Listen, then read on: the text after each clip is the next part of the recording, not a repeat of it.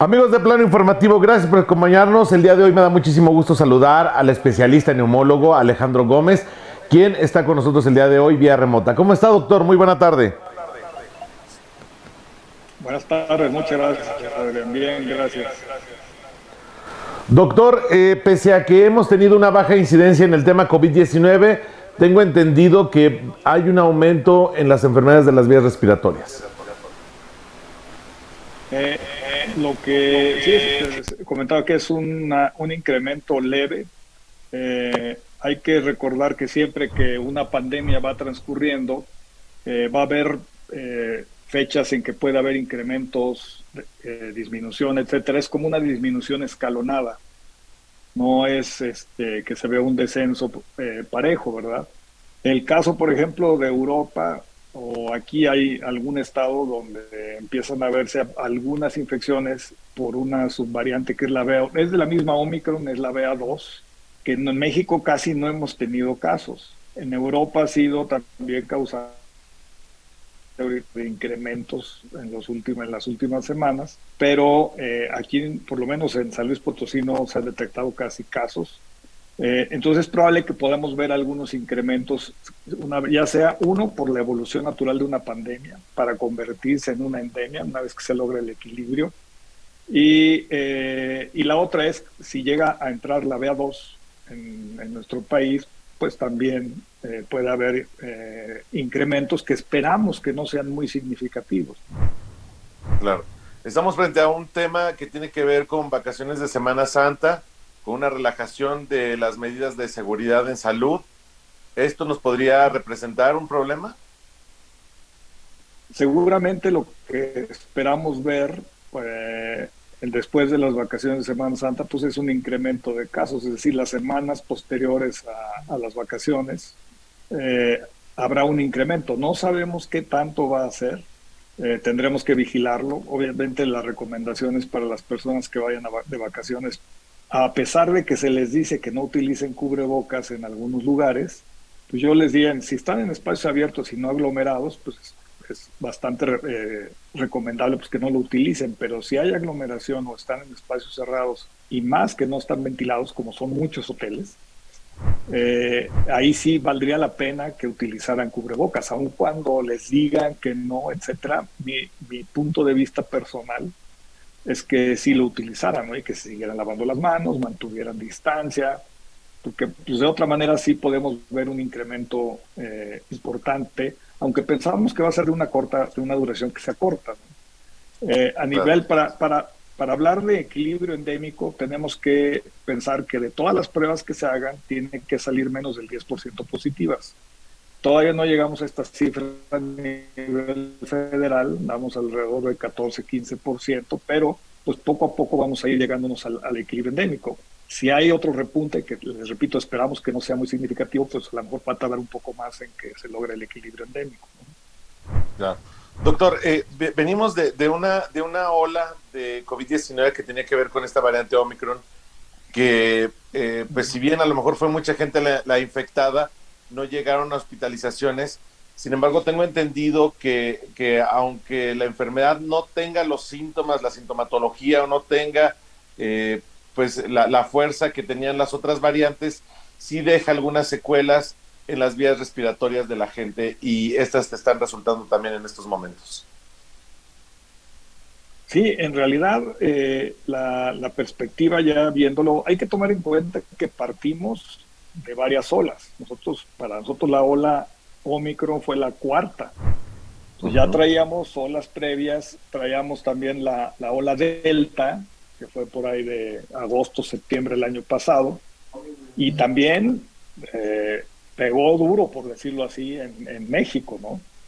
Recuerden que en México no hemos tenido unas medidas tan estrictas en lo que es confinamiento, en lo que es suspensión de negocios, etcétera, porque pues es entendible, dada la situación económica del país, pues que no podemos darnos ese lujo, ¿verdad? Porque no afectaríamos mucho la economía del país. Entonces, por eso es que hemos visto unos picos muy marcados, a diferencia, por ejemplo, de países europeos donde se han tenido muchas más restricciones. Ahí ahora, pues digo, tienen después alzas o repuntes tardíos, porque como no les llegó a afectar como a otros, entonces ellos quedan más pacientes susceptibles. Pero si hablamos de que todas estas olas han venido dejando inmunidad natural, es decir, las defensas que uno le produce o produce contra partes del virus debidas a infecciones previas, y le sumamos que un 62% de la población tiene un esquema completo de vacunación, un porcentaje menor tiene una tercera dosis, pero todo eso ayuda a que aparentemente Omicron sea más leve, que en realidad no lo es. O sea, al final, cuando vemos la mortalidad en otros países, debido a la variante Omicron, es igual que con otras variantes, ¿no? Entonces, lo que pasa es que no se nota igual porque ya traemos ese bagaje de inmunidad natural, de vacunas, y las olas previas, pues obviamente eso va haciendo que sea aparentemente menos. Doctor, y esta situación, ¿cuáles serían las principales enfermedades que nos ha dejado como secuela? Como secuela, las principales manifestaciones, bueno, si dio neumonía, pues que tengan falta de aire, oxígeno bajo, que caminen y les falte el aire, o sea, les puede afectar bastante la calidad de vida. Y también pueden quedar lo que llamamos el COVID largo, que incluye manifestaciones respiratorias como tos, falta de aire, pero también fatiga, lo que llamamos el síndrome de fatiga crónica, duele el cuerpo, duelen los músculos, las articulaciones, el paciente se siente agotado, no rinde igual, el ejercicio no lo puede realizar igual, falta de memoria, alteraciones del humor, depresión, ansiedad. Y hay un sinfín de manifestaciones, mareo, ¿no? Alteraciones de audición, alteraciones en el olor o en el sabor. Hay muchísimas manifestaciones que llamamos COVID largo.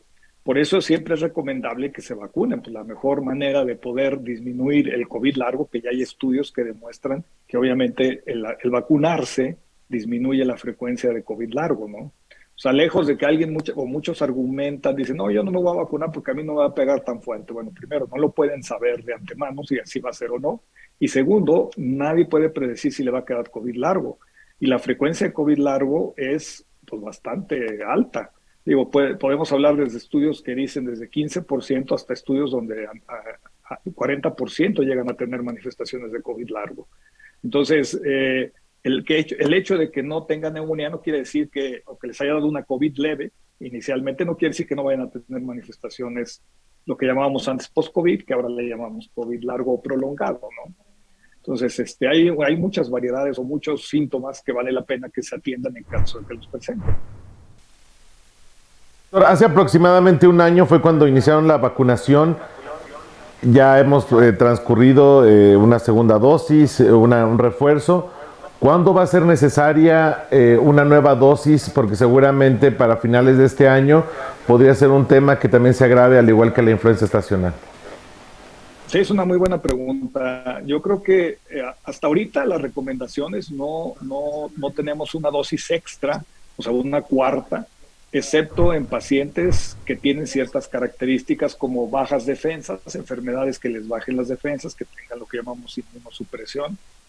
Ahí sí está indicado una cuarta dosis.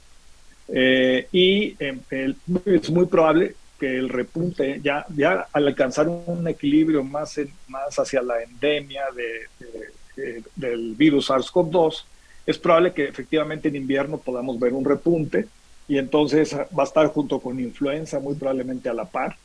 Entonces, es probable que se puedan requerir vacunación, sí, eso ya será viendo con estudios de cómo se va comportando la frecuencia de la enfermedad en pacientes que ya pasó la inmunidad, el periodo de 4 a 6 meses, y también haciendo estudios de ver lo que llamamos inmunogenicidad, es decir, las diferentes partes, que tenemos 4 partes de inmunidad, que unos son anticuerpos, pero hay otros que son células, que eso se tiene que ser a nivel de laboratorios muy especializados, y se hace el estudio después de un tiempo y se va viendo en qué momento empiezan a reducirse estas 4 partes de lo que llamamos respuesta inmune de nuestro cuerpo al virus. Entonces ya con eso se podrá saber si es necesaria otra dosis y en qué momento. De hecho, así fue como se originó la tercera dosis, ¿no? Sabiendo que empezaba a haber más enfermos que se reinfectaban y a la par, pues que la inmunidad se veía que se reducía a más de la mitad después de un periodo de entre 4 o 7 meses. Claro. Doctor, pues le agradezco muchísimo que nos haya dado a conocer estos datos Yo espero que la gente pues se siga cuidando. Sabemos que tenemos una temporada difícil por estas vacaciones, donde mucha gente va a querer reunirse, donde mucha gente va a querer salir fuera, pero pues bueno, no queda más que hacerles la recomendación de que todavía no estamos exentos de contraer el virus, por lo cual, pues bueno, hay que seguir con las medidas de cuidado. Así es. Gracias, sí, así doctor. es, totalmente de acuerdo, totalmente de acuerdo. Gracias a ustedes, que estén bien. Saludo. Espéreme, doctor. Gracias y amigos de Plano Informativo, y no olvide consultar nuestro periódico Precio y seguir también con nuestras redes sociales. Gracias y hasta la próxima.